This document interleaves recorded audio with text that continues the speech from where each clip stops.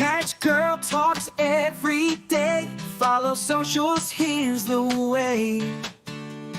GURLTAUX, every platform come to play. Catch our vibe, don't delay.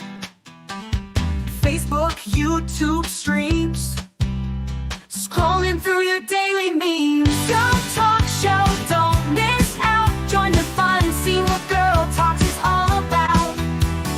Keeping it real, it's what we do. So tune in now and join our crew. Life's moving through the screen. Click subscribe, don't be mean. Upbeat chatter, it's our routine.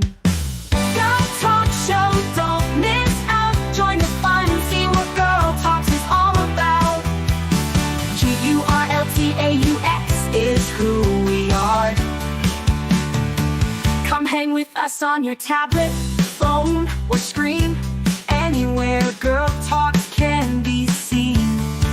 Girl Talk Show, don't miss out. Join the fun and see what Girl Talks is all about. Update stories, laugh and cry. It's Girl Talk, so don't question why. It's the show that you'll adore. Come back daily to get some more. Girl Talk Show, don't miss out. Join the fun and see what Girl Talks is all about. GURLTAUX is who we are. Come hang with us on your tablet, phone, or screen. Anywhere Girl Talks can be seen. Girl Talk Show, don't miss out. Join the fun, see what Girl Talks is all about. GURLTAUX, log in now, watch our show. Likes and comments, let them flow. Every day we're on our way. Girl Talk Show is here to stay. Girl Talk Show, don't miss out. Join the fun, see what Girl Talks is all about.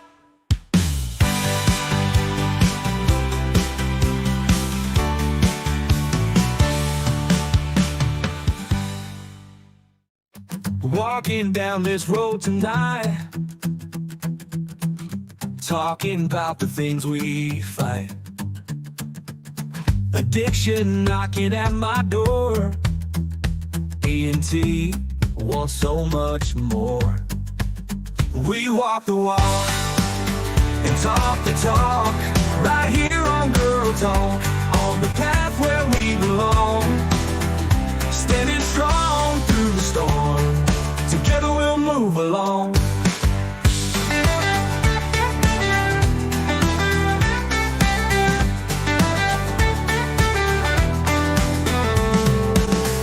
Searching for a brighter day, holding tight along the way. Sobriety's a steep climb, D&T winning every time. Oh yeah, we walk the walk and talk the talk, right here on Girl Talk, on the path where we belong. Standing strong through the storm, D&T bringing all of you along. Oh yeah, we walk the walk and talk the talk, right here on Girl Talk, on the path where we belong. Standing strong through the storm, D&T bringing all of you along. Oh yeah, we walk the walk and talk the talk, right here on Girl Talk, on the path where we belong. Standing strong through the storm, D&T bringing all of you along. Oh yeah, we walk the walk and talk the talk, right here on Girl Talk, on the path where we belong. Standing strong through the storm, D&T bringing all of you along.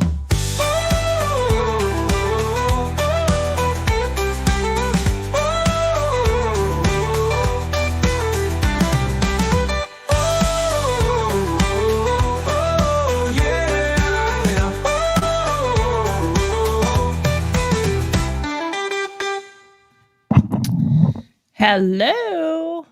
Hello, hello. Hey, I am here. I am here, and I will remove this other part. Hey, how are we on this Monday after the major storms this weekend? We anticipated for a whole lot more than happened, but unlike some people, I'm not mad, which is weird. But I'm not mad that we weren't hit by devastating tornadoes, and for whatever reason, there are some people who have gone online and are upset at Ryan Hall, y'all, or whomever else out there that we were not hit with such devastating storms like they thought or anticipated, which I honestly don't understand because, they were there to give us the information. He's not, like, directing the storm where to go. "Hey, turn left at Elm Street." Um, it is just, what the weather is showing, and he's giving you the information as it's coming and there were some devastating tornadoes, and there was some people heavily affected by the storms. So to be upset that you didn't get hit because you had to prep or you prepped for something that didn't come, to me seems a little bit ridiculous. And I mean, I am a person that rides on the petty train, as my son used to say. I'm down with Petty White. I love Tom Petty, and I listen to Petty LaBelle, and I know that's not how all of their names are, but it rhymed and it was funny when he was a kid.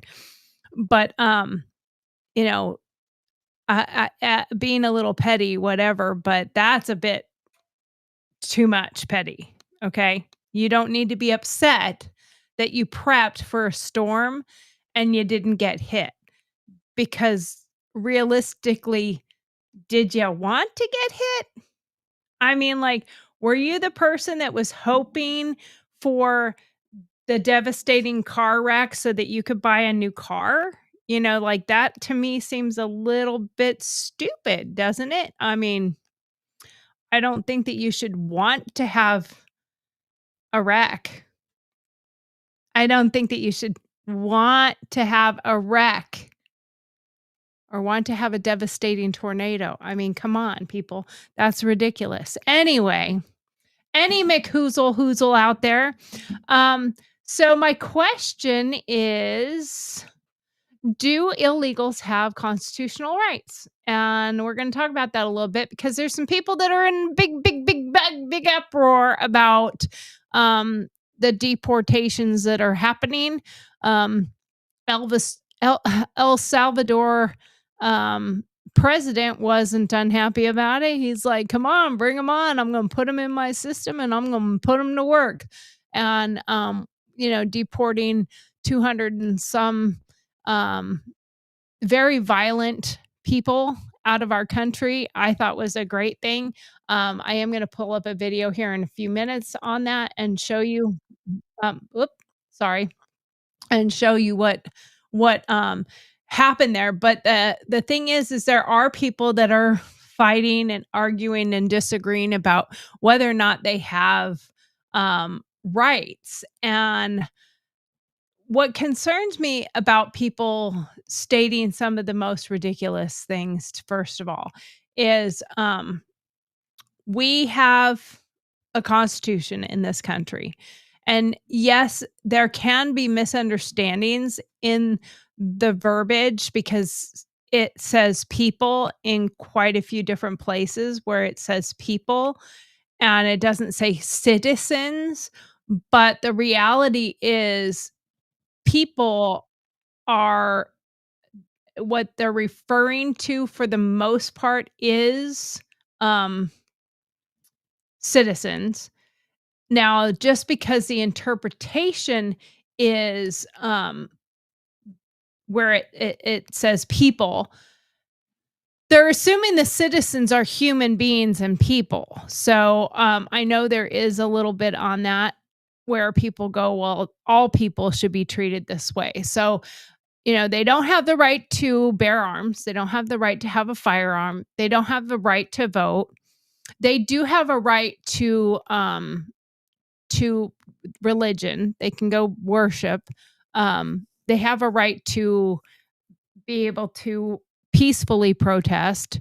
Um, and that's the right of people being able to assemble. Um, and illegal search and seizure. But you have to understand um, that when you talk about illegal search and seizure, illegal search and seizure does not have anything to do with criminals. So if you have committed a crime, you forfeit the search. That's where warrants come in, and why we're able to get warrants. And so as far as search and seizure goes for illegal immigrants, is every minute they're on US soil, they are committing a crime. And that crime is continuing as long as they are sitting on our soil. So that kind of negates that search and seizure, because the way that falls is while while in the process of commissioning a crime, you are losing your right to unlawful search and seizure, because that makes it a lawful search and seizure. So that means that they can go in and come and get them or get a warrant, and it opens the door for probable cause. So that alone is something that people should think about when it comes to this stuff. But the part that bothers me probably more than anything else is, why are we worried about getting these horrible people off of our soil? Like, why are we fighting to keep them here? Why is the federal government getting involved to fight to keep them here when there's no reason to keep them here? I mean, um, I can't remember what her name is, but she's talking about, well, if we get rid of these people, then we're not going to have people building the houses, and we want our kids to go to college. And what, do you want your kids to go to college and have the aspirations to build a house? So you're saying being a home builder makes you a bad person or lower class than someone else? Learning the trades. We need people to learn the trades because the trades are going away. My dad was a machinist, owned a machine shop, and he was brilliant. I mean, he was an amazing machinist. He built some amazing motors. He built a lot of race motors. He built high end, blown Chrysler motors for race cars. And, he didn't build rinky dinky things. And, so, but people like him are dying off. People like him are not as known like they were in the past, where you could find these people that were very knowledgeable and skilled when it comes to engines. Like, literally, my dad, you could let him hear it, and he could tell you what was wrong with the car. He just by the sound that your engine made, he could hear it, he could tell you what the problem was. He could just hear it. He knew exactly what the issues were, and to me, that is amazing that he could do that. So we're losing the trades to begin with, so we need people to learn to do the trades. But are you also saying that without these illegal immigrants, nobody's going to pick the vegetables? Well, now they've got machines for that. There are all sorts of places out there where we're replacing humans with robots or equipment that does it, that's robotic or computerized. So you're not going to not get your fruits and vegetables because there's not immigrants, but at the same time, or illegal immigrants. Let's get that point across first of all. There are immigrants and there are illegal aliens. Illegal aliens are somebody who is not an immigrant. I don't consider them an immigrant, and I know an awful lot of other people that don't consider them an immigrant. An immigrant is somebody who followed the process and came through legally and got either a green card or citizenship and is now an immigrant. They've immigrated. What is the definition of immigrated to the United States? Or what is the definition of immigrant? I'm going to pull it up real quick. Immigrant, a person who comes to live permanently in a foreign country. He's a recent immigrant to the US from Germany. So if that was, it gives you a sentence, how to use it in a sentence. So a immigrant is an actual person who immigrated with the purpose to take permanent residence. Here is the definition from Merriam-Webster's is one that immigrates, such as a person who comes to a country to take up permanent residence. B, a plant or animal that becomes established in an area where it was previously unknown. So if you take a plant and you pick it up and you move it and you put it in the soil and it continues to grow, it has formed roots there and it grows, it has now been immigrated to another area. If you take a plant and you remove it from its location and you take it and you just throw it to another location, it will die. Most of the time, it won't die. It might take form, but it also might, impede the other growth that's right there, like weeds. Weeds, we don't want weeds to be transplanted to another place, so we usually uproot them and throw them away and get rid of them. And no, I'm not comparing immigrants to weeds, and no, I'm not comparing them to plants. That was the definition on Webster's.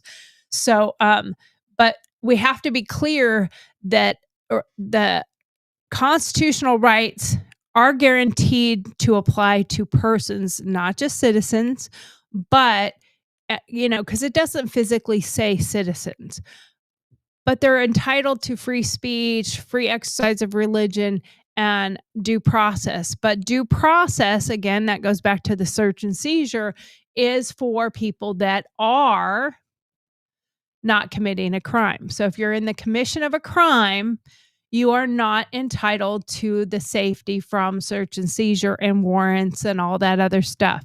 And deportation is a law that we actually have, especially if you've committed a crime.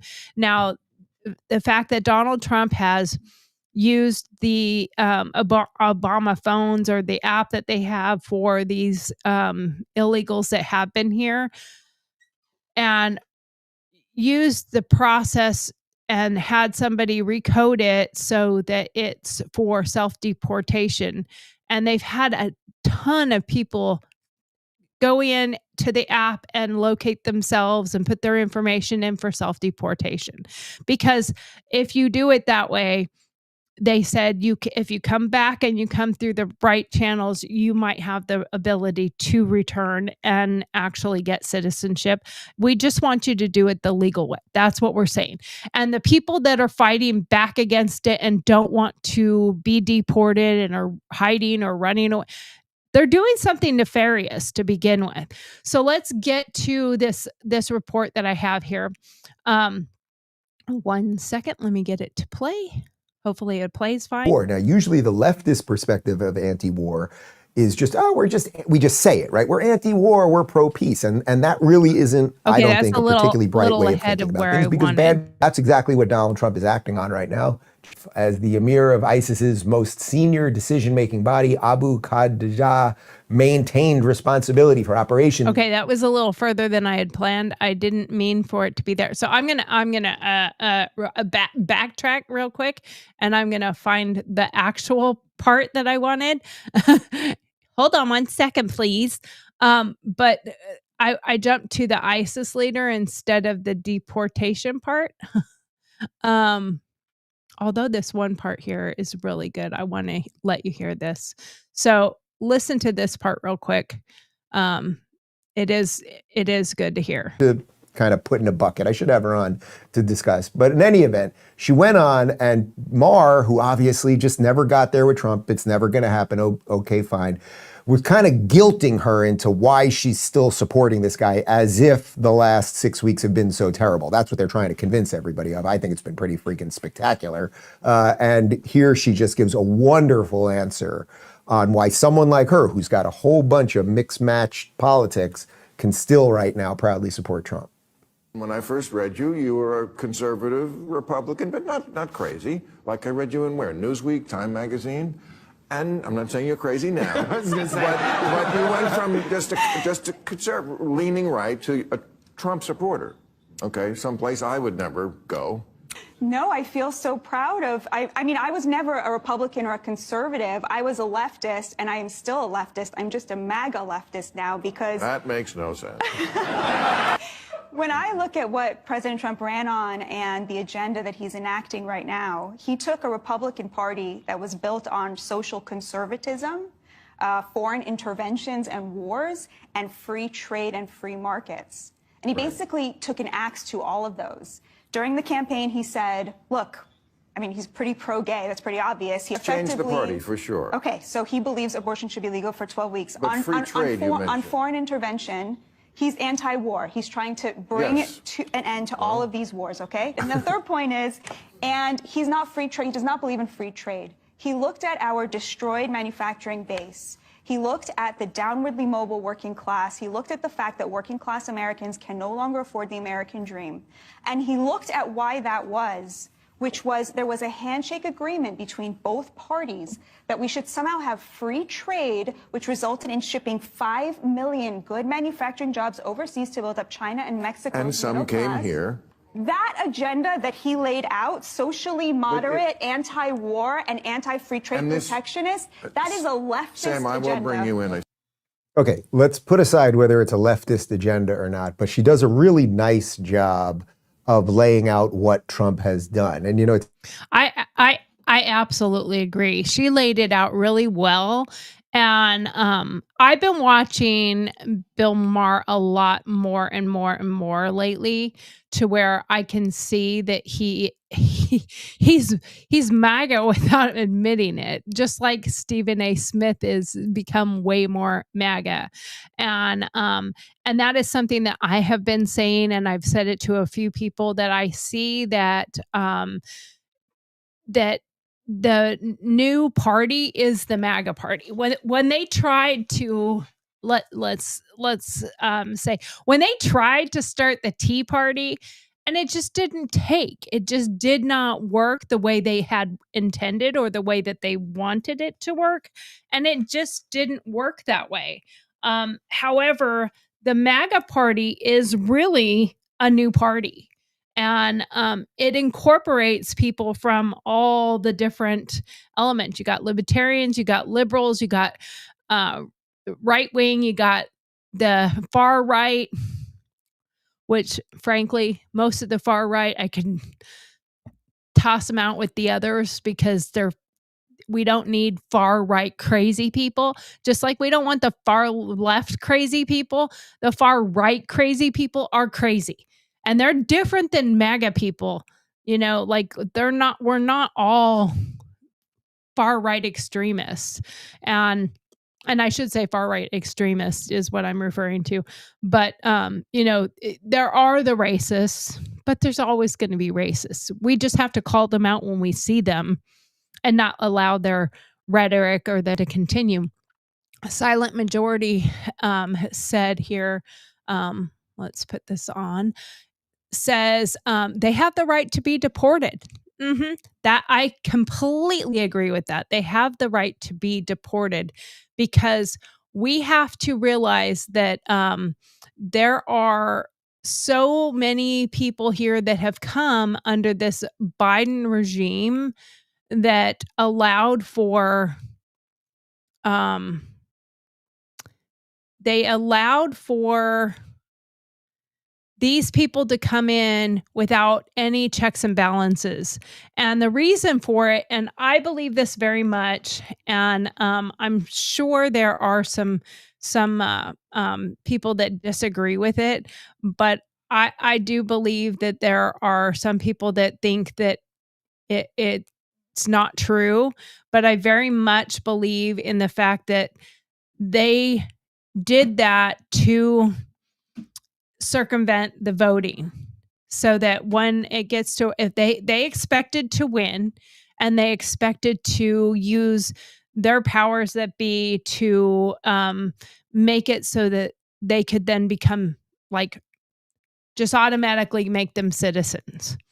And then come the next election cycle in 4 years, they would win over everywhere, because we've given them all this money, we've given them all this refuge, we gave them houses, we gave them money, we gave them, the money to buy a house, we gave them. Now you owe me. It's like the mob, like, don't worry about it, I'll take care of you right now, but one day I'm gonna come calling. When I come calling, you owe me. You're gonna owe me big. So they're owed a debt, and the debt is you have to vote Democrat. You need to vote for us, or then they probably would deport anybody that didn't vote that way. So I mean, you have to think about it from the fact that there is no rights for them as far as safety of life. Yeah, they can pursue happiness and liberty and all that, but as long as you are illegal, you're not safe from being deported. You're not safe from, so the pursuit of happiness and liberty and right and justice for all and all that is for people that fall under the Constitution as people, as citizens. Just because they didn't say citizens doesn't mean they're not meaning citizens. And so let's get into this next part here again, and we will talk about it a little more.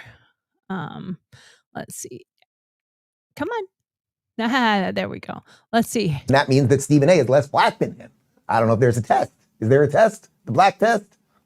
Oh, I because he's got a couple. The war part, abortion, he's okay with 12-week abortion. Conclusions. Again, I had it right in the right spot, and then we're going to see what we can come up with. Okay, let's. Homan's deporting people.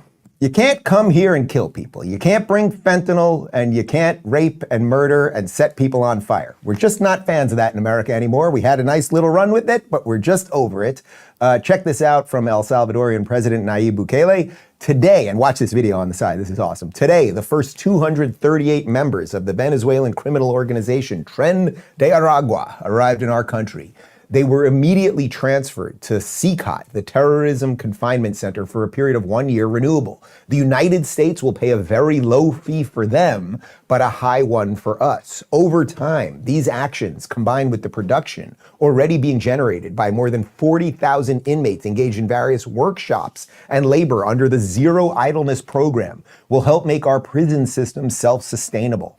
As of today, it costs $200 million a year. On this occasion, the U.S. has also sent us 23 MS-13 members wanted by Salvadorian justice, including 2 ringleaders. One of them is a member of the criminal organization's highest structure. This will help us finalize intelligence gathering and go after the last remnants of MS-13, including its former and new members, money, weapons, drugs, hideouts, collaborators, and sponsors. As always, we continue advancing in the fight against organized crime, but this time we are also helping our allies, making our prison system self-sustainable and obtaining vital intelligence to make our country an even safer place, all in a single action. May God bless El Salvador, and may God bless the United States of America. Guys, it cannot be overstated how great this is. So what he said was, it's a low cost to the United States. So we're paying them a little something to take these people. That little something we're paying to them is a lot of money for them. then they don't just sit them there in the prison to do nothing. They are putting these people to work, and then their prison system will actually become profitable. Now, there might be ethical issues down the road. Now, when he talks about some ethical issues, that's also going to be on El Salvador, how they treat their people in there. And the reason why these MS-13 gang members and these, I can't even say the other name that they are, the reason they don't want to go there and they want to be kept here and in our prisons is because we treat our prisoners way better than they do in El Salvador. And it's pretty cushy here compared to there. So they don't want to be in a prison somewhere else. That is a actual factor. Road with that, if you have highly profitable prison systems, somebody in the prison system might want to put an awful lot more people in there. But at the moment, if getting the worst of the worst out of the US to a place that can do something that's then profitable for them and good for us, this is great. And this is the alliance that you can see happening with some of the countries that are turning things around right now. I would say Malay's doing it in Argentina, obviously Bukele in El Salvador. We're doing it here in the United States. Well, and you have to realize too is when you hear these things going out and you hear these rumors and these stories of them going into schools and taking kids out and just random people out of places, they're not doing that. And there's no actual evidence of it except for people saying it's happening. There's no videos. There's no proof of anybody going in and taking a kid out of a school. There's no evidence of them and one of the things I watched just recently was and it was about somebody who they went and took the kid's mother out or whatever. There's no proof of it, first of all. But the second part of that is just because you heard it happen doesn't make it true. And also because you think they're innocent and they have committed no crimes or no offenses other than the illegal part of it, you don't know their jacket. You didn't see what the warrants might be. You don't know if maybe she's cleaned up her act a little bit, but you don't know if she was part of a coyote group that was bringing kids in or bringing people in. And, we have over 300,000 missing children that they're vowing that they're going to try to find. I think Trump is right. He has said it several times. And no, I don't have a video of it, but you can look it up. But Trump has said, I don't know that we're going to find them because I don't think they're alive. I think they were trafficked, they were used for nefarious things, and they were disposed of. Quite a few of them, I bet, are. Some might still be out there where they can be found, but I wouldn't doubt if it's pretty slim to none. Let's finish what Dave Rubin had to say. There is good things happening. We found this on the internet. I think some of you will get what's going on here. This is an edit of Rubio and Bukele. Let's see how many of you. That is a takeoff of Narcos on Netflix if you haven't seen it. Let's continue with what's going on here with the deportations, because they're not without a little bit of fighting happening right here in the United States. Check this out from Libs at TikTok. U.S. District Judge James Boasberg,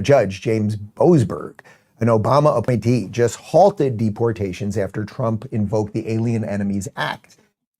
Now, what do you feel about that? How do you feel about a Obama judge stating that he can't deport these heinous people? And I'm not talking about the school teacher lady, the cook at this school, or somebody's nanny or whatever. I'm not talking about somebody that's trying their best to be a decent person and be part of our society. We're talking about the worst of the worst, because that's who he's going after, and that's who he's going after first. He's not just having ICE going door to door, knocking on doors, show me your papers. They're not doing that. They know who they're going after, and they're looking for them. They're hunting those people down for a purpose. And so what do you think about this liberal judge going ahead and trying to put a stop to it, but using, in my opinion, he's using his position to be biased, because when you're in that position as a judge, especially when you're in the highest courts in the land, you're supposed to be nonpartisan. You're not supposed to have a liberal or a Democrat or Republican view. You're supposed to be neutral. It's about the facts, man. Just the facts. Like, let's keep it clear what it's about, not something else. Okay. So anyway, let's continue. He also reportedly ordered planes that were already in the air deporting illegals to turn back to the U.S. So first, let's just define what the Alien Enemies Act is. This is from the AP. The Alien Enemies Act is a sweeping wartime authority that allows non-citizens to be deported without being given the opportunity to go before an immigration or federal judge. Okay, so the question that needs to be asked is, what are we going to do about these activist judges? Donald Trump has a mandate. He has a mandate. He's doing exactly what he promised when he was running for president, which is deporting gang members and criminals first. Does it bother you as an American that they are using the Alien Enemies Act so that we can get rid of MS-13 and Tren de Aragua criminals? That's what they are. Well, of course, it bothers the Democrats because they want Trump to fail, even though, and I would say specifically so, that it would lead to the failure of the United States. Now, I feel very much that they are doing everything that they can to circumvent the United States. I don't think that those people actually love, let alone care about our country. And they do that by showing it in many, many ways that they don't care about our country and that they want our country to fail. You know, I mean, success is the best revenge. And for them, they want us to fail so badly just to prove that Trump was bad or Trump was the wrong choice. They don't want us to succeed out of spite. And when you want to succeed because of spite and you don't care that it destroys everything you have, that is so sinister and so wrong in so many ways. Like, I can't even explain how many ways that is wrong.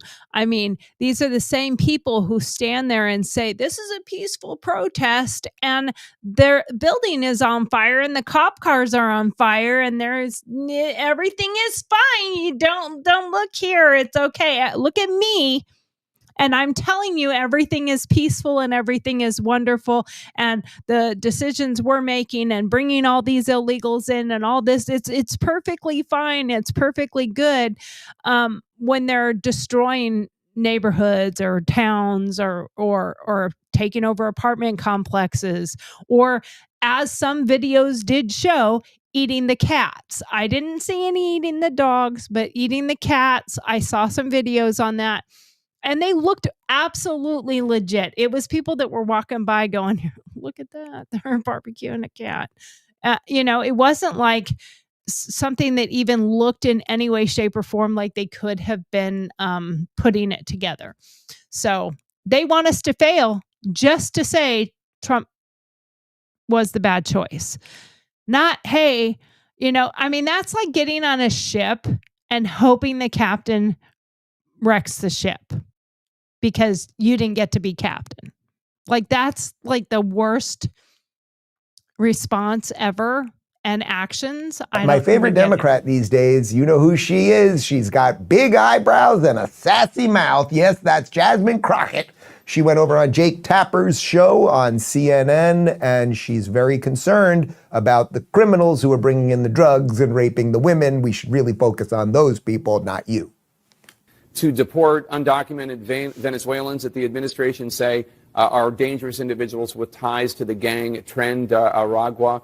That gang is obviously associated with a lot of crime, human trafficking, drug dealing, theft, shootings, including in your state of Texas, right outside of your congressional district. Do you agree with this? And if not, what's your issue with the U.S. using any tool at its disposal to remove undocumented violent people from this country? Listen to this. Well, my argument is that we already have tools that are available to remove undocumented violent people from our country. And so the idea that you want to go into a zombie law, this is kind of like what we saw in Arizona when they decided to revive a zombie law around abortion. It is the fact that we can't trust this administration to actually use a scalpel, but instead they love to use a butcher knife on things. Yes, meaningless drivel lady. We're going to use a butcher knife. Well, you know what? Sometimes if you're going to cut up a big old chicken, you're using your little scalpel or your little steak knife, your little tiny one, ain't going to do the job. You need a big knife to get all this stuff off. So, yeah, sometimes you have to use a bigger mechanism. Let's just say that. Oh, if the administration just did it a little bit more like you would like them to do it, then you'd be for them. Of course not. There is nothing that Trump or Tom Homan or Elon Musk or anyone else, there is nothing they could offer them that these people would be like, okay, it's being done the right way, right? So what do? This is the same thing that they're arguing about, about Doge.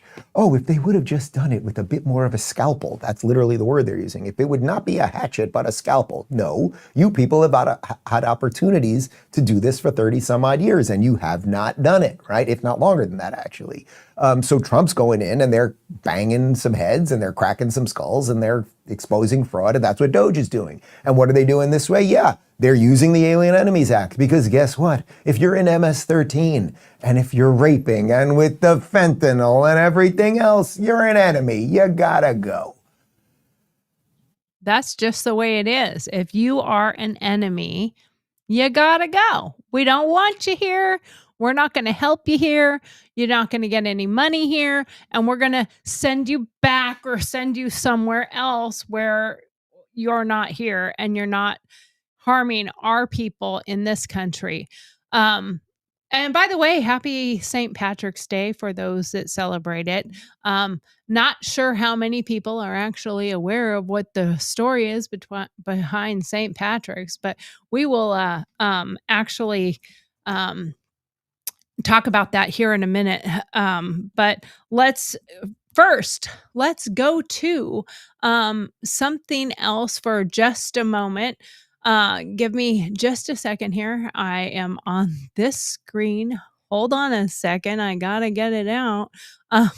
But when you talk about immigration and their rights, and we have to realize that there are processes that we have in place. And the thing is, we haven't been using the processes that are in place. So I'm going to play devil's advocate here for her for a second, because she's right. Use the tools that we have. We already have laws. We already have rules and regulations for immigration that have not been being used. Therefore, use them. It states that you are not a legal citizen just because you come through the border illegally and you sneak into the country. Now, the way that Biden was doing it and allowing it to happen, and that's why there are so many people here, is they didn't care if they were arrested because they knew it was a catch and release program. But they weren't caught and released back in the country they were coming across from. They were released into our country with a court date to attend to come back at a later date. Now, from what I understand, and I have read and I have researched and all that, many of the people who actually got court dates, who were here for the right purposes and they really wanted to do something, actually went to court. They came. They wanted to get citizenship. The ones who, like, that gang, I can never say the name, so I'm not even gonna try. But, those gang members, they were caught. They didn't care. Click, click. 5 minutes later, I'm gonna be out of this bitch, and I'm gonna go off and do whatever it is that I'm gonna do, and they converged at different locations and started taking over apartment complexes in Aurora, Colorado, and I know it was happening other places as well. But, because of that, they were not afraid to be caught because they knew what the Biden regime was doing. I mean, as soon as Trump took over, so many of them turned around and said, "Nah, I ain't gonna even try it because I know I'm not gonna get through."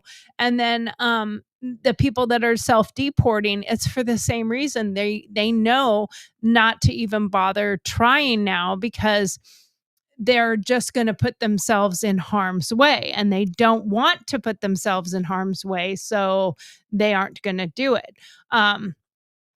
So you have to think about how that part of it works, and that there are many people that want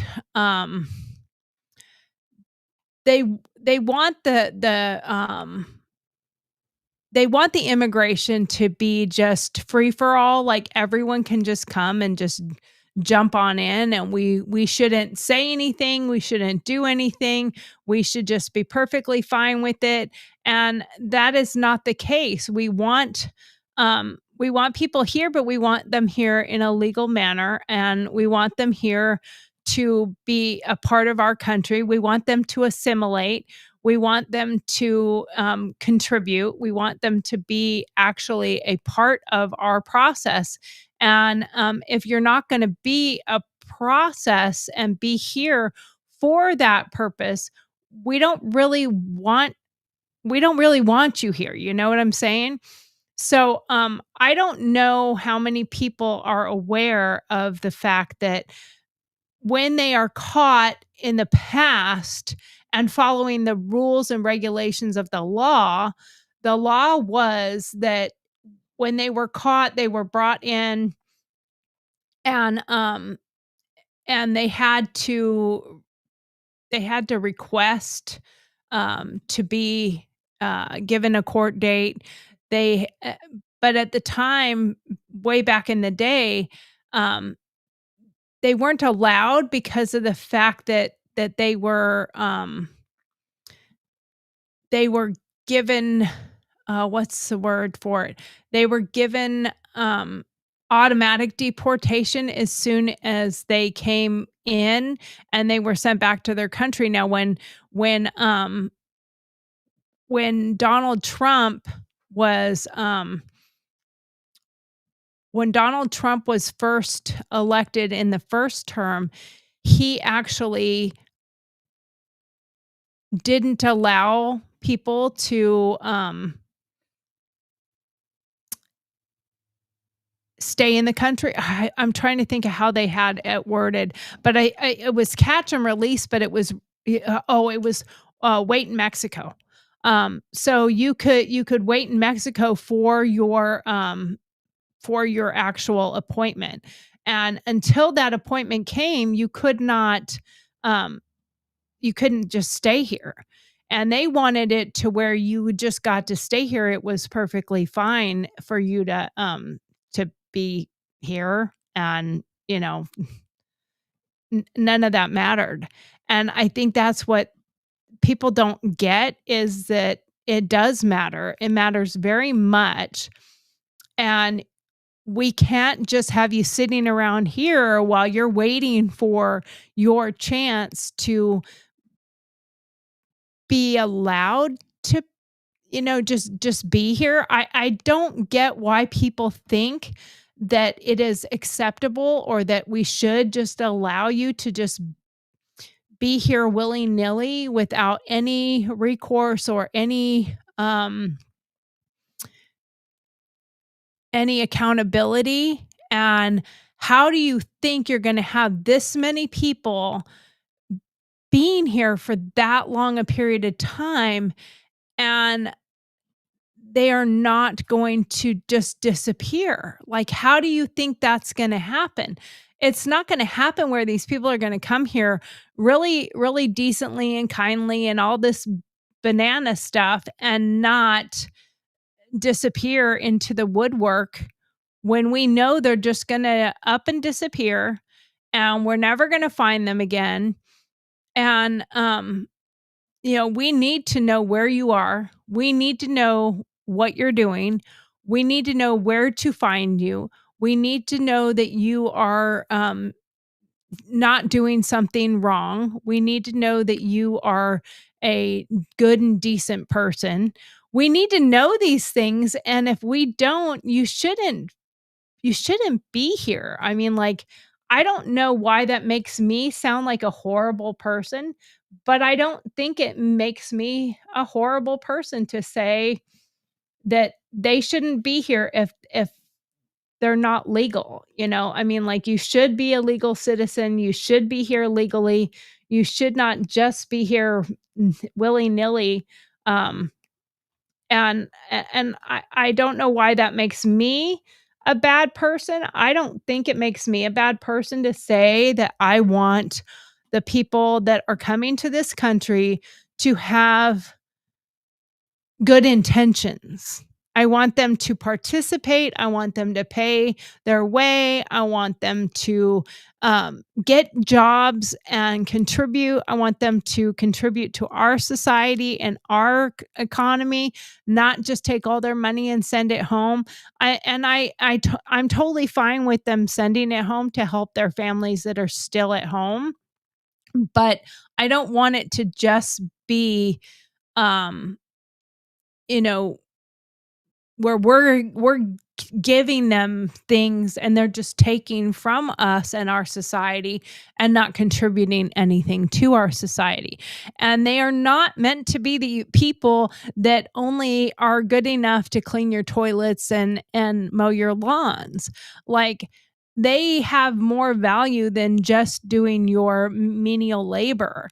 And are we just, when I hear people say stuff like that, I'm like, that is so racist to begin with, that you just want cheap labor so you don't have to pay as much to be your nannies or your maids and I mean, these are people that were in like Connecticut and in the Hamptons and in Beverly Hills, and what are we going to do without these people because they do all this stuff? Well, one, either learn how to do it yourself or pay a proper wage for a proper person. And even if they become a citizen, they should be paid a proper wage like a proper person. They shouldn't be paid under the table with a lesser amount of money so that you can save money, and you save it because you know they're illegal and they have no recourse to say, well, I want more money and you need to pay me a fair wage, because you can turn around and go, well, you're illegal,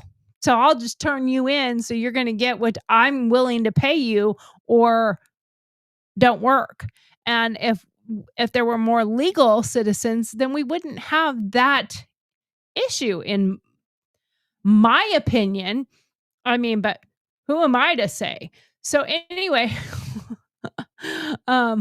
that's my opinion. I'm sorry. I think it's fair to say. So anyway, it is time right now.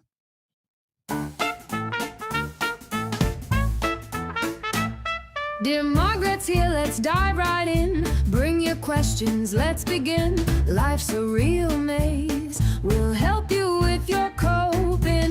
Dealing with life in this rat race. Honest thoughts, no sugarcoating.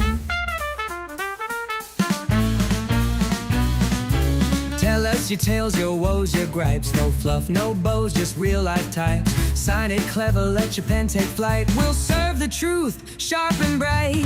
Send us a query, take a leap.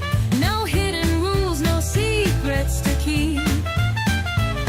Anonymous wisdom that cuts so deep. Dear Margaret's advice you'll want to reap. But in the end, let's admit, We all really don't care, Margaret.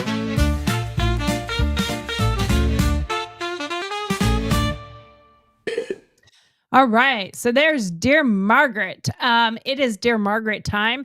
So let's get on with the Dear Margaret. Hopefully, I have the actual camera on, which I see I do not. So give me 1 second. Let me turn the proper camera on. So it should be on now. Blah, blah, blah, blah, blah. It's a lot, works a lot better if I have the camera on, doesn't it?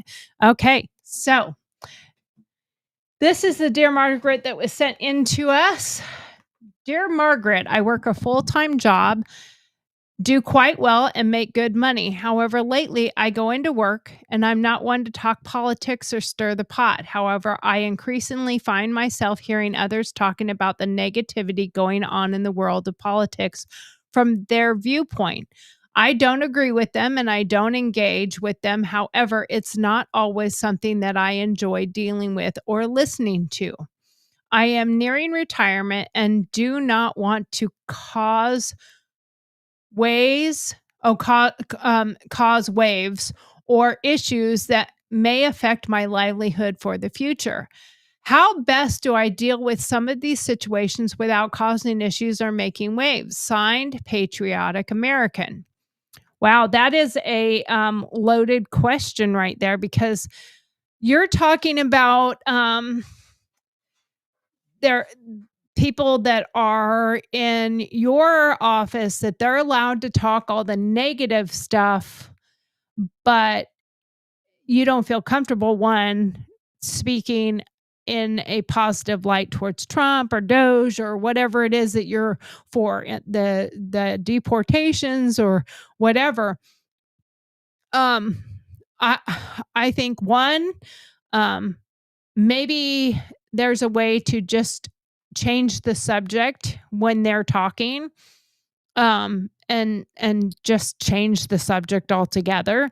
Walk in and ask a question like, "Oh, hey, I have a question about something. Oh, sorry to interrupt," and ask the question about something else, and then just get it to change the subject, or just ask loaded questions like, "Hey, I have a question about that. I heard what you're saying. It. I have a question about this.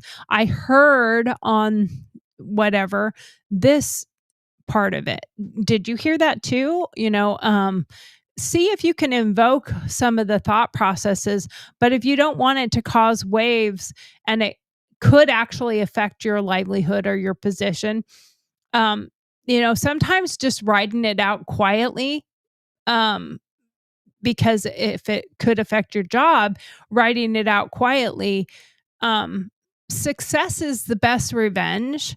And watching them, I mean, they are literally jumping off the ship, begging.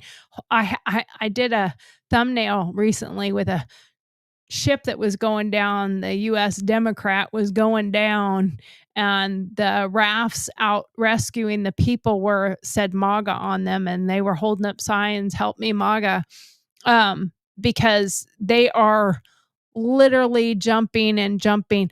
But it's happening with each success that's coming when they see the positive results. And part of it is because the news media that is the legacy media.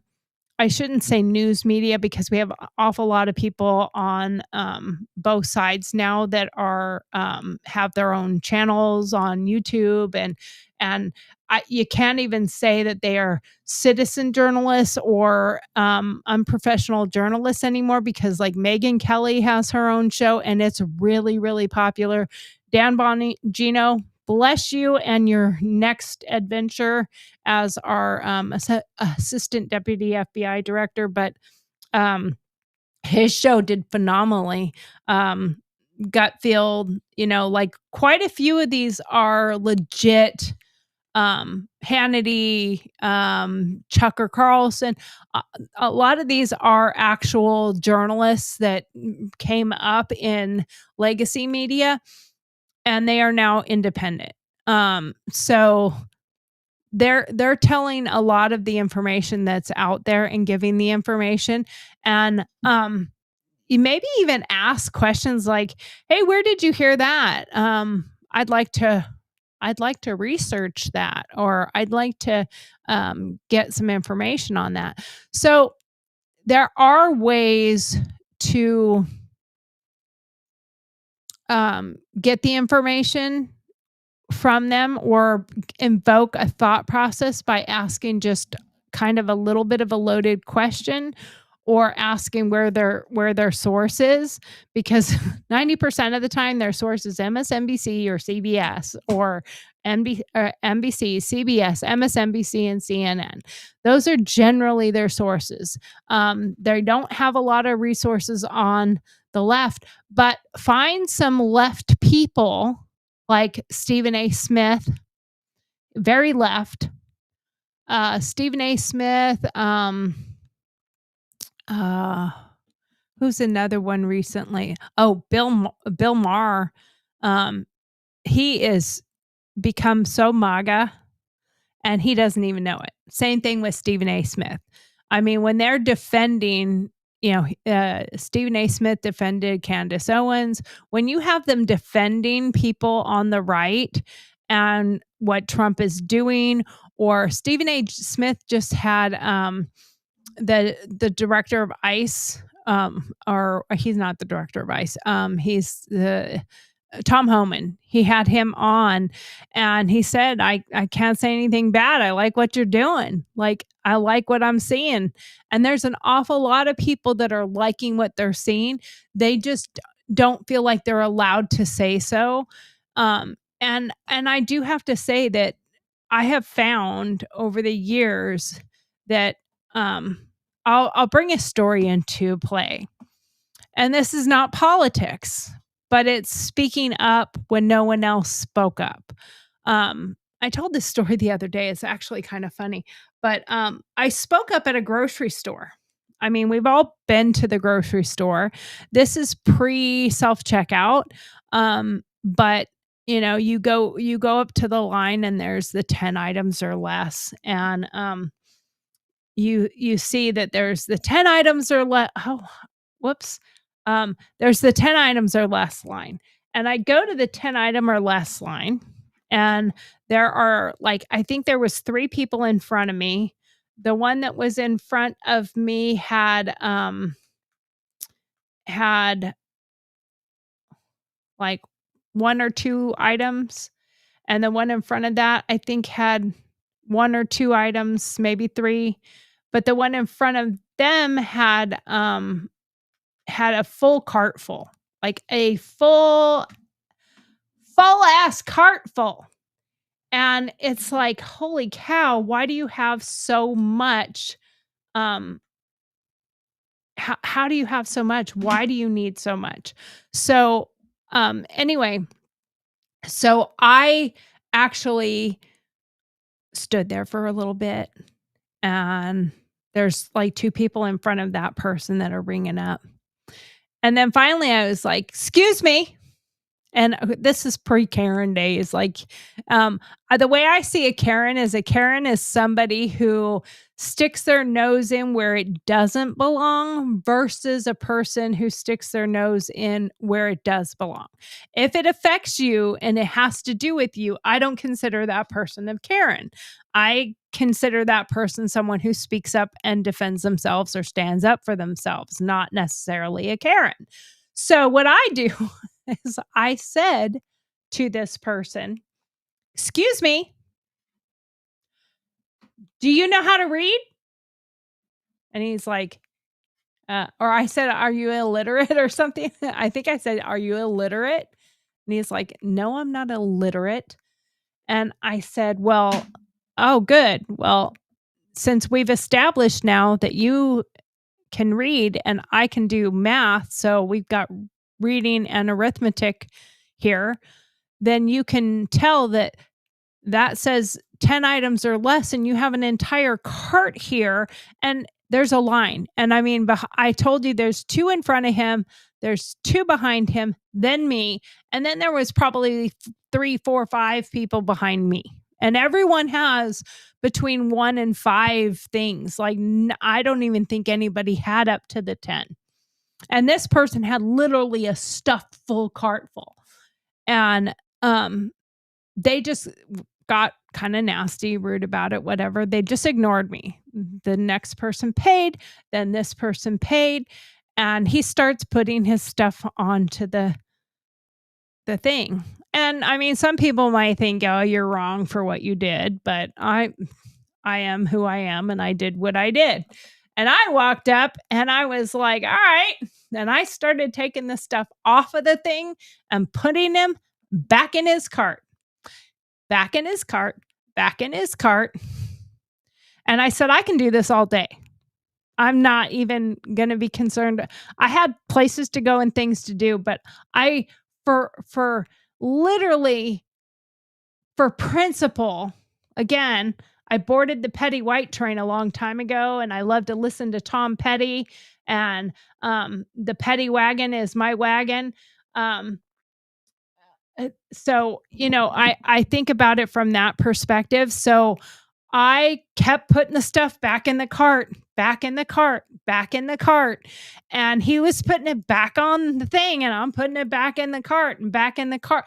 So much so that like the two in front of him had paid and were done. Then the person behind him, two in front of me, was still waiting. And they literally grabbed their stuff, walked up, passed him over, and handed their stuff to the clerk. And the clerk rang it up, and they paid, and they got their stuff. And the next person was like, oh, okay, so this is like the car in the turn lane with the blinkers on. We're all just going to pass the accident here and move along. So the next person grabbed their stuff and came up and paid for their stuff. So much so, and this continued. I kept putting the stuff back in the cart, back in the cart, back in the cart. I wasn't going to let it go. And I told the clerk, you need to tell him he needs to go somewhere else, because I'm going to do this all day long. I will just stay here all day long while this is happening, because I'm not going to let him go. One, because he was arrogant, he was rude, and he was disrespectful in the first place for being there when there was already a line of people. And I mean, the people got behind him where there was, probably 8 people total behind him, if not more. And so the person, one of the people, grabs my stuff and brings it up and says, do you want me to help bring it up? And she hands me my purse. And I said, sure. And so we rang that up. And then she's like, you got to pay. And I said, hey, my wallet's right there. I'm not one of those people like, oh my God, don't touch my purse. I'm like, my wallet's right there. She goes, okay, which card? And I told her which card, and she paid for my groceries with my card, puts the stuff in a bag. And then she hands it to me, and I'm holding it and holding my purse, and I'm still putting the stuff in the cart. Like, I'm not stopping. And everyone else in the line kept going past the guy and paying, and he's throwing a fit. The manager had already been called. The manager came over. He was rude, and this bitch right here thinks she's going to be in control. And the manager and everybody's still standing there. All the people that had paid, they hadn't even left. They kept their bags, and they were waiting to see the outcome of the cop versus car wreck right here. They wanted to see what was going to happen. And the cop, i.e. the manager, she says, well, sir, the sign says 10 items or less. You need to take your stuff and go to another lane. There's more people behind you, and everyone has less than 10 items.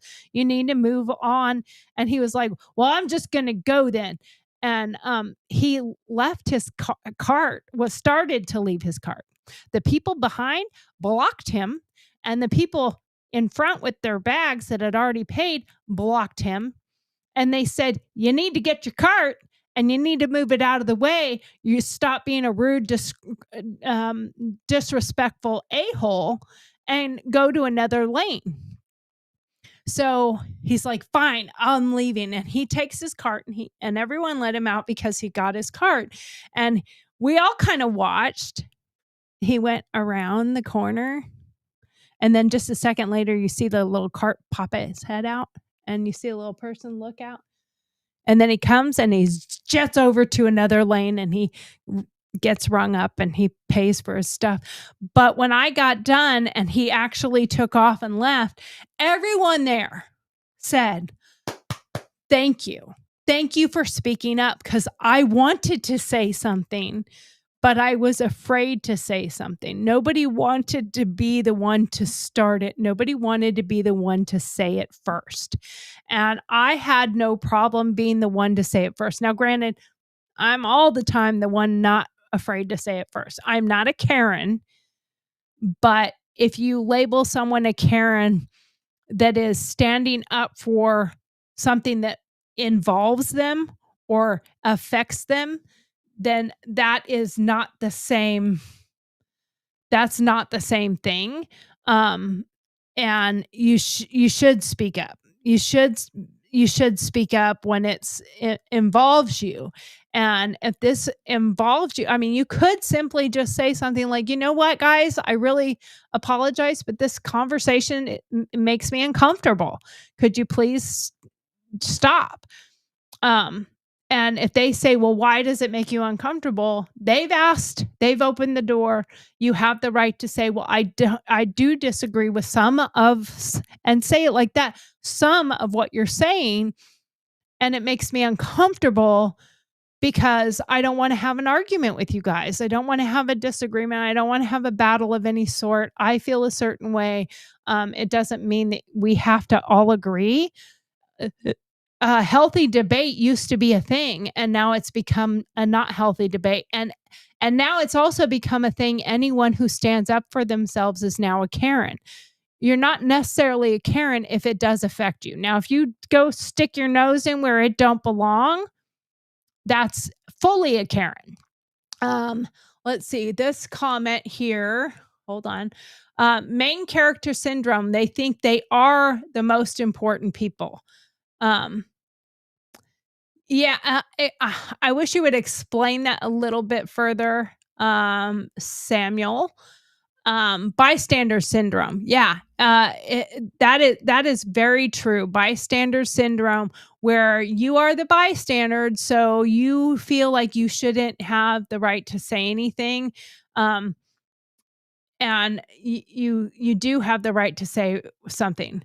And again, this is exactly why I stood up.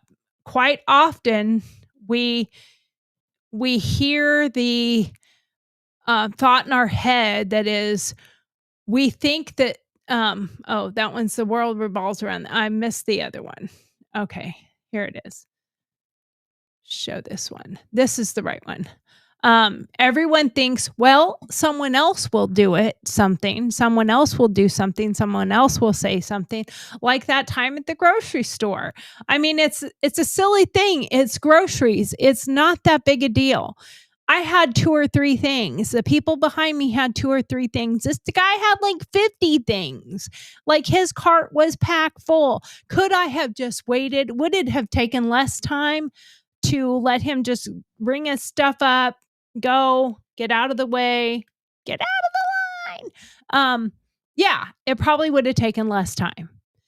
But somebody had to say something, because if no one ever says anything, it just gets worse. These people continue to get worse and worse and worse. And we don't need people to get worse. We need people to stop doing behavior that is unfair or disrespectful to other people. You know, I mean, it's just like when somebody, when you open the door for somebody and they just march on through, almost even like whacking you with their arm, and they don't say thank you. How often do you want to be like, and now I am the one, you're welcome? Yeah, I will say that. But I'm also the same polite person that as much as I am going to call that guy out and I'm going to stand and be petty and put the shit back in the cart and all that, I'm also the person that will go out in the parking lot, see an old lady trying to walk across the street and help her over. And I will also, you know, I did that with a lady not that long after that situation where she was trying to cross and the cars just kept coming and she just wasn't fast enough and nobody was paying attention and nobody saw her, so they didn't stop. So I stepped out and stopped traffic for a second and let the lady go. And she was so slow.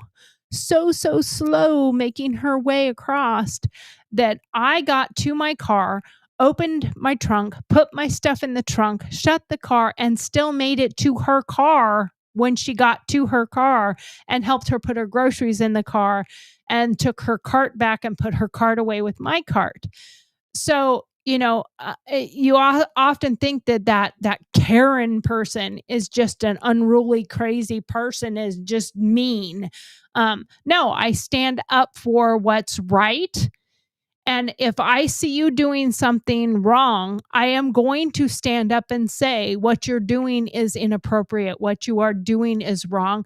I am the one person who will start the conversation.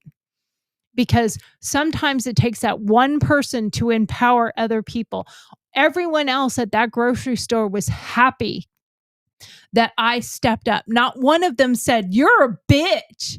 You're rude. You're disrespectful. Who do you think you are?" Not one of them said that to me. They all appreciated the fact that I had the guts and the willingness to stand up and correct somebody's behavior, because their behavior was rude and disrespectful. Therefore, I don't have a problem with saying something. Where they think the world revolves around them. Yeah, they're the people that do a lot of this stuff really do think that the world revolves around them, and that they have no like this next one, like they are the main character in a movie, and they're not. They're nobody. You don't have to be disrespectful. And this is my son, by the way. And yes, I did get it to him. They were never corrected as children, and no one wants to correct them as adults. I say, F them, fuck them. I'm trying to stop with the F word so much, but hashtag Tom Petty, hashtag Petty White, hashtag Petty LaBelle, hashtag Petty for your thoughts. Absolutely. Thank you for correcting that, because I couldn't remember how the whole petty thing went, but, and I called it the Petty White train. But it really is a matter of, people have to stand up and they have to speak up. And those people who think that they are the center of the universe, that they are the lead character, they are Ryan Gosling, they are Ryan Reynolds, and they are the main character of the movie, are not. And sometimes it takes someone else to stand up to them and say, "Excuse me here, but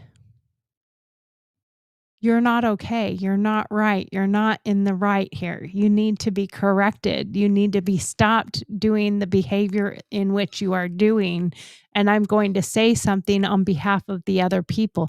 It's the same reason why, if you really, really, really think about it, it's the same reason why our country has gotten into the position it is in, because we're like, I don't need to do something. Somebody else will fix this problem. Somebody else will say something. Somebody else will do something. And those somebody else's that went to Congress, became senators, whatever, they jumped right on board with the same train the rest of them are on, that they've been on for the last 60 years, of take and destroy our country and make a shit ton of money while doing it. I mean, how in the world? I really want to see the money trail on all of these high profile politicians that are bankrolling being senators and Congress people. How can you make so much money when you don't make enough money to invest that kind of dough and be able to come out with millions? How is AOC worth $12 million?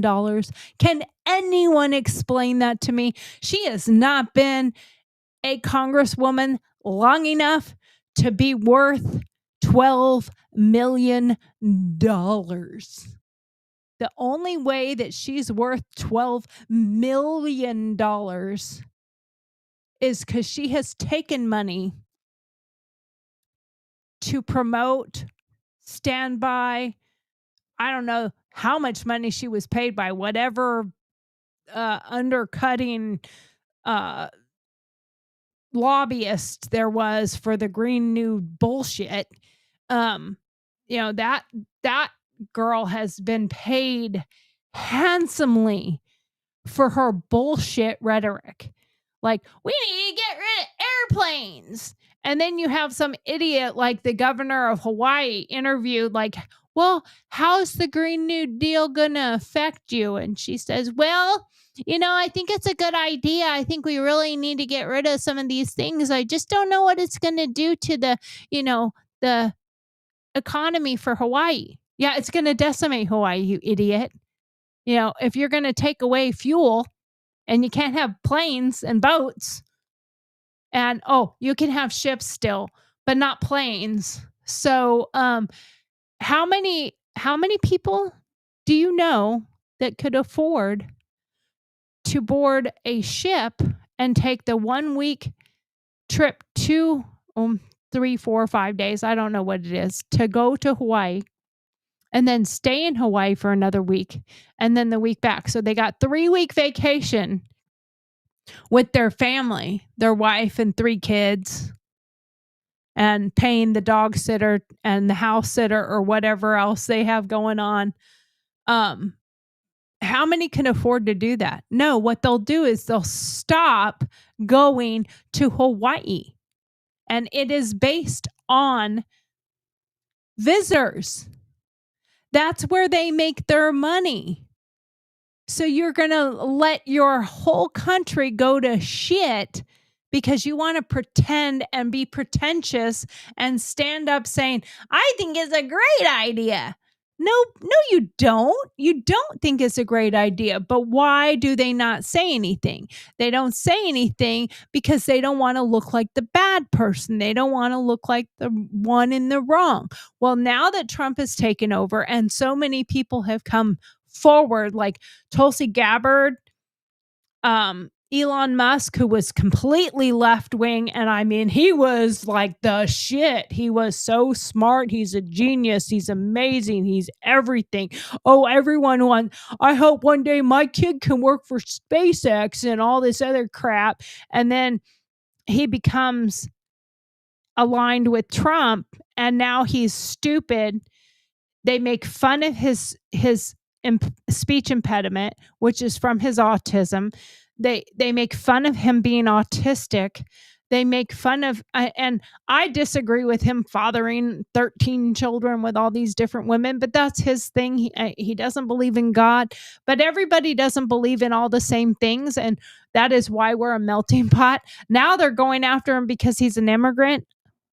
And now they're saying because he's from South Africa, he's part of apartheid and that he's a racist. Well, we know already. You guys don't even have to say it. We already know what you think. We already know you think every Trump supporter or anybody who aligns with him is a racist. You don't even have to say it anymore. It's already there. We already know. We already have the shirts and the hats. See, I have the hat. Women for Trump. I have several of the hats. So, I mean, like, if you want to say some of this stuff, I don't have a green one. So I didn't have one that I could wear today that would actually go with my green shirt. But we already know that we supposedly fit in this ridiculous thing that you put us in. It's not true, so I don't care. Call me whatever you want to call me because I know it's not true. I'm not worried about it because I know it's not true. Everyone else knows that now too. Everyone knows that it's not true. Everyone knows that every Trump supporter is not a racist. Everyone knows that not every Trump supporter is a hater. Everyone knows the truth. I know what a woman is. And that's one thing I do know. A woman is not a man. That's what I do know. So there you go.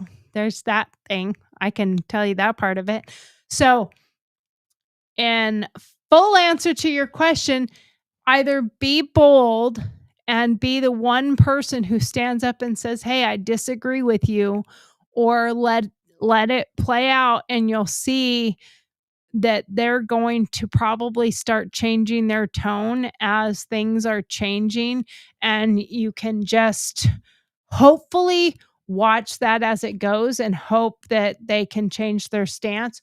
Or you have the ability, like I said, to just say, hey, could we change the subject because I'm uncomfortable.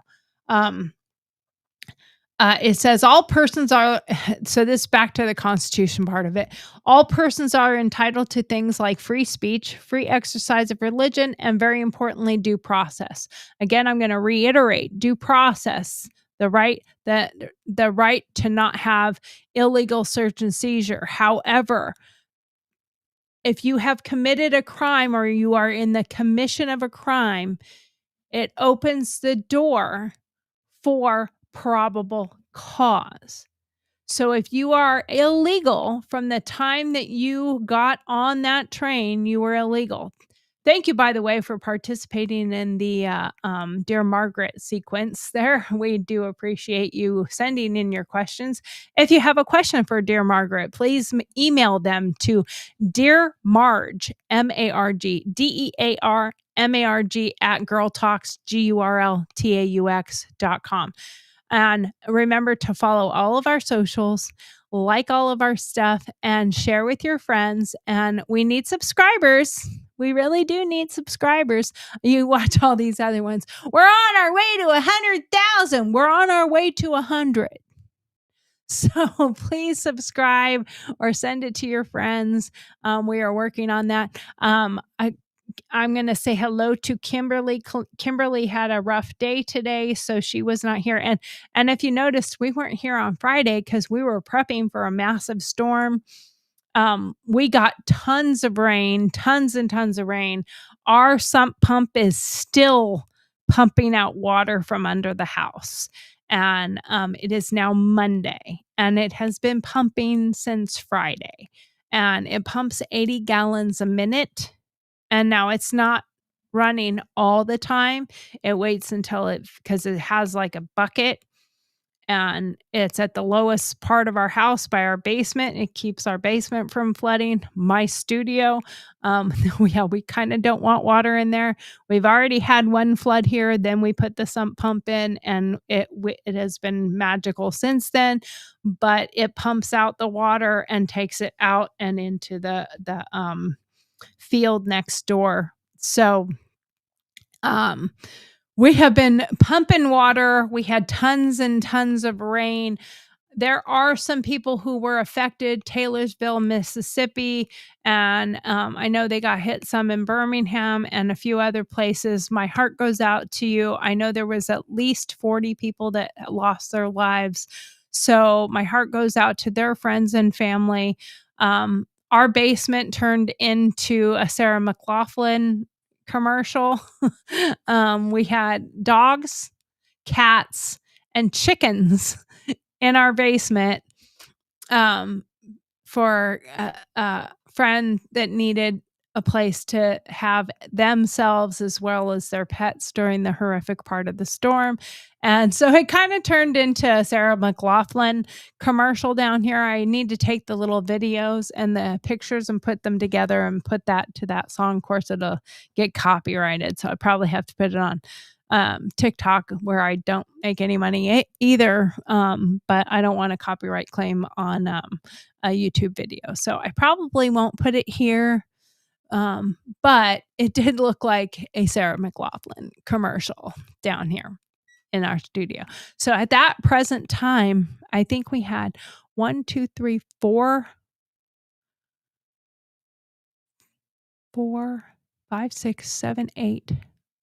8 or 10 dogs here. We had, I think, 4 cats, a rooster, and 4 baby chicks. And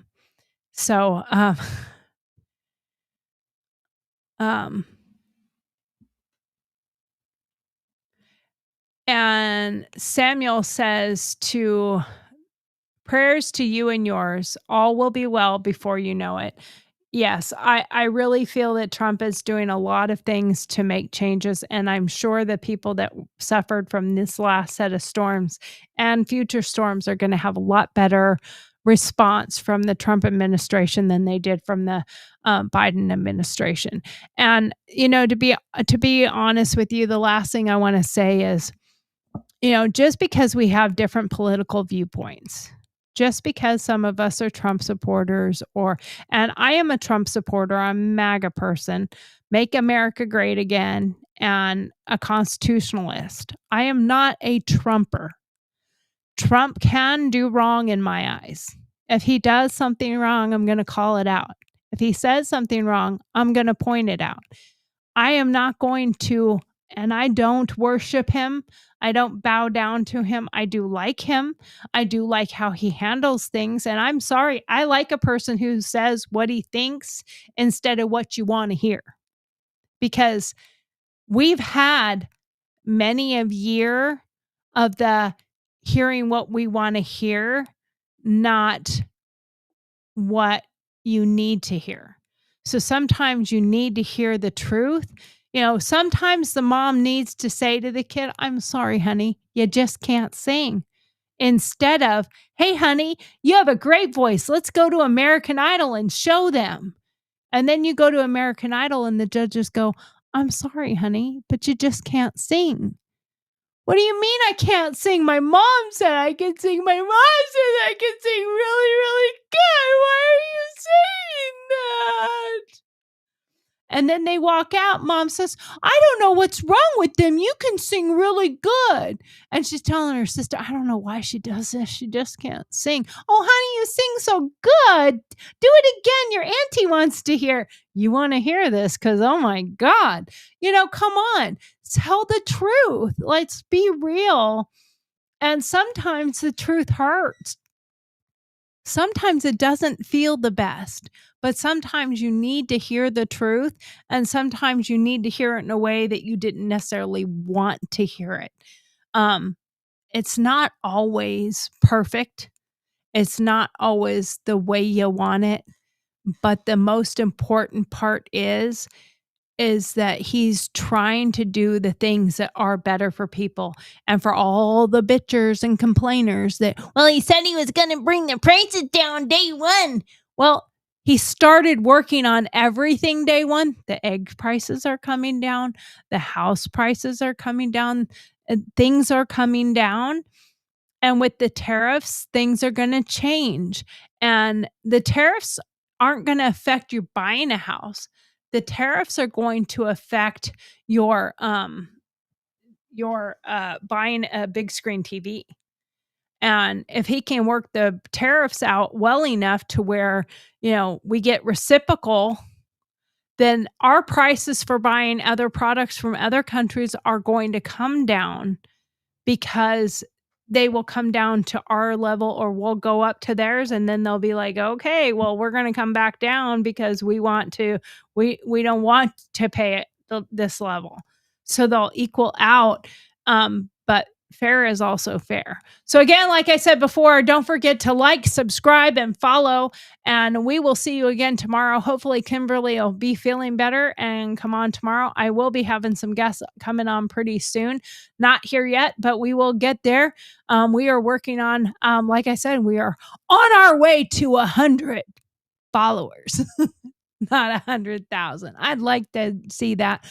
But I'm also not going to be one. I want it to be completely organic. I am not going to force people to follow, like, and subscribe. I want people to do it of their own volition, and because they believe they have something they want to hear.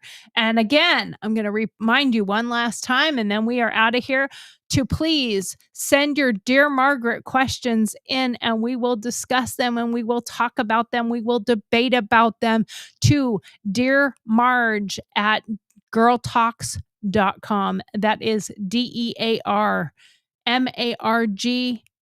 at GURLTAUX.com. Thank you so much. Remember to like, subscribe, and share with your friends, and we will see you again tomorrow. Bye-bye.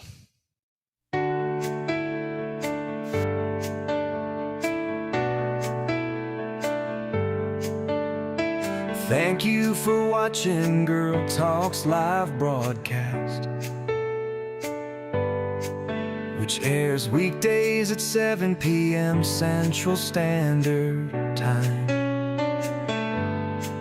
Don't forget to send in your Dear Margaret questions, then join us for our